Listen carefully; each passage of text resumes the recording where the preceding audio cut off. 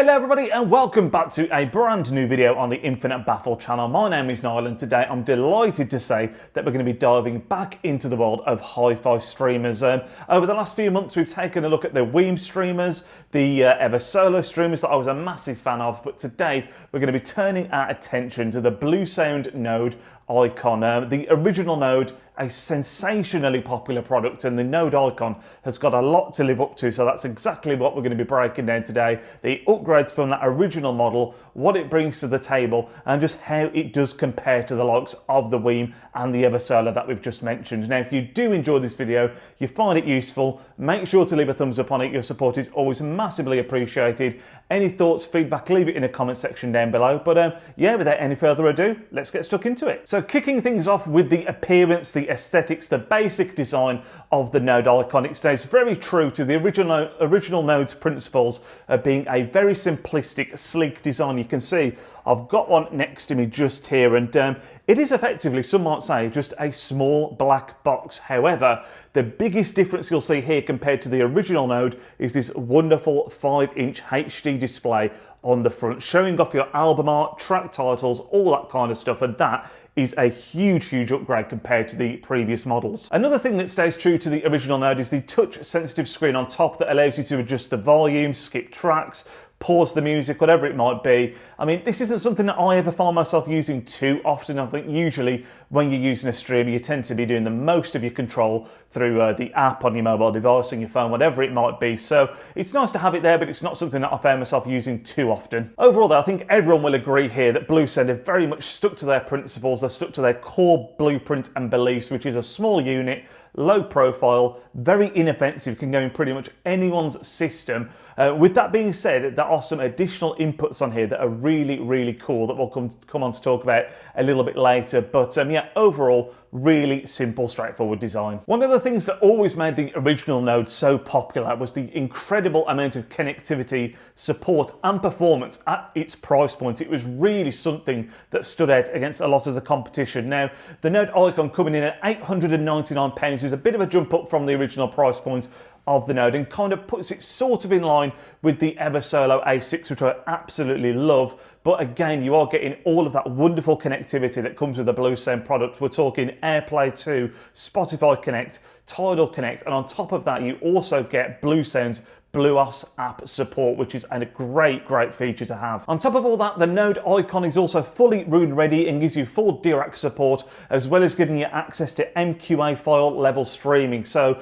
a lot of boxes being ticked again here by Bluesound. On top of all of that wireless connectivity, the Node icon also brings some upgrades in terms of physical connection points as well. Some really high level XLR inputs, which is a very welcome addition, along with the coveted HDMI eARC, which is something that a lot of people are always keen to have on their unit to allow them to connect their television into the system. On top of that, you also have some of the usual suspects, the likes of your RCA, coaxial, optical and USB connection points here. So there is a lot of connectivity for the size of the unit, and again, not to mention the headphone inputs, the 6.35mm inputs, one on each side of the unit, which allows you to do dual headphone listening, which, as I think I mentioned earlier in the video, is something I've never seen from a streamer before. Also, some might argue the most important feature of the streamer, the DAC that's built into it, is a really high quality one. It's the latest offering from Sabre and is a dual mono design. It's designed to give you a crystal clear, transparent signal, and I think that's something that the Node icon does really well, as we'll come on to next. When it came to the performance of the Node icon and listening to the unit for the very first time, I mean, the whole unit is just so simple and effective. I mean, you plug it in,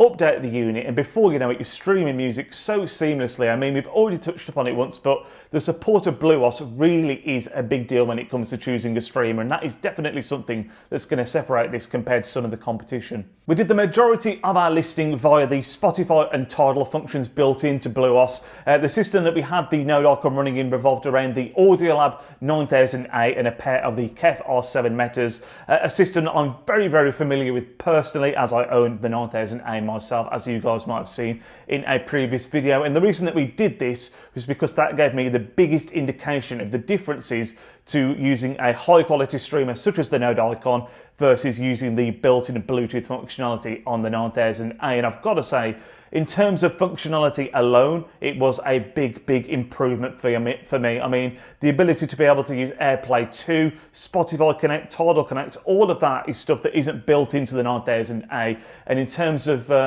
ease of use and just everyday functionality, was a really welcome upgrade for me. On top of that extra functionality that was really handy to have, it did actually give me a marked improvement in the overall sound. Now, I must say, it's very difficult to pinpoint to exactly where that comes from.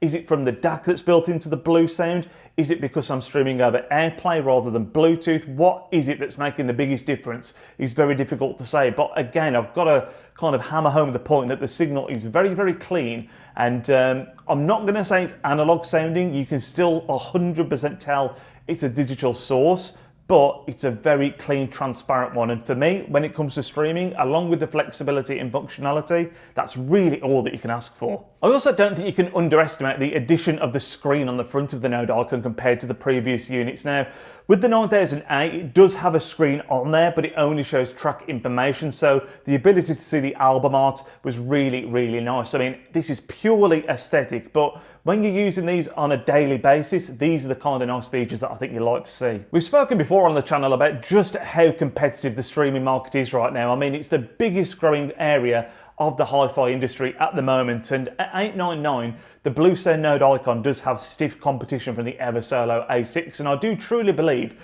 that different units will work well for different people. Now, I think the fact that the Bluesound Node icon has the BlueOS support, native to all Bluesound products, of course, is a major plus in its column. But I do like the fact that the Eversolo A6 has the physical dial on the front. I mean, it's a really nice dial that's really nice to use, which sounds ridiculous, but we've spoken about it before. The clicking noise when you're adjusting the volume is just really satisfying. And I do like the fact that although I don't expect the Bluesound to go wrong in any way, having a physical dial there does feel a little bit more bulletproof compared to the touchscreen on top of the Bluesound. Again, I must say I've never had an issue with that on any of their products, but the addition of a physical dial, I think, would be really nice. You see that on the Eversolo, you see it on the Weem units as well, and like I said, I think it'd be something that'd be nice to see on the Bluesound as well. The dual headphone inputs on the Node icon is also a massive plus in the Node icons column. I mean, the overall physical connectivity is absolutely wonderful, and again, just gives it a little bit of an edge when you compare it to the Eversolo and Weem products, albeit though, it is a bigger footprint of a unit, so perhaps to be expected. I think overall, I actually prefer the design of the Eversolo, but with that being said, I think the more important thing, the sound of the unit, is where the Node again has a little bit of an edge, and I think that is partly down to the latest Sabre DAC that's built into it, and I think the fact that Bluesound now have been, I don't want to say dominant in the streaming market, but they've certainly been at the very top of it over the last 2 or 3 years now from that original Node. You can see they've been fine-tuning the sound, and all of that is very evident in the Node icon, which was, again, if I was to sum it up, easy to use, great flexibility, and a really clean signal. But that's just about going to round this one up, guys. I'd love to hear your thoughts in the comment section down below. If you're someone that's, you know, kind of tossing up between the Eversolo, the Node, the Weem, where are your thoughts at with it all at the moment? And if you have had a chance to listen to the Node, the Eversolo, or any of the products that we've mentioned today, I'd love to know your thoughts in that comment section down below. But as always, thank you guys so much for the fantastic support. Again, thumbs up on the video if you did enjoy it, and we'll catch you all next time.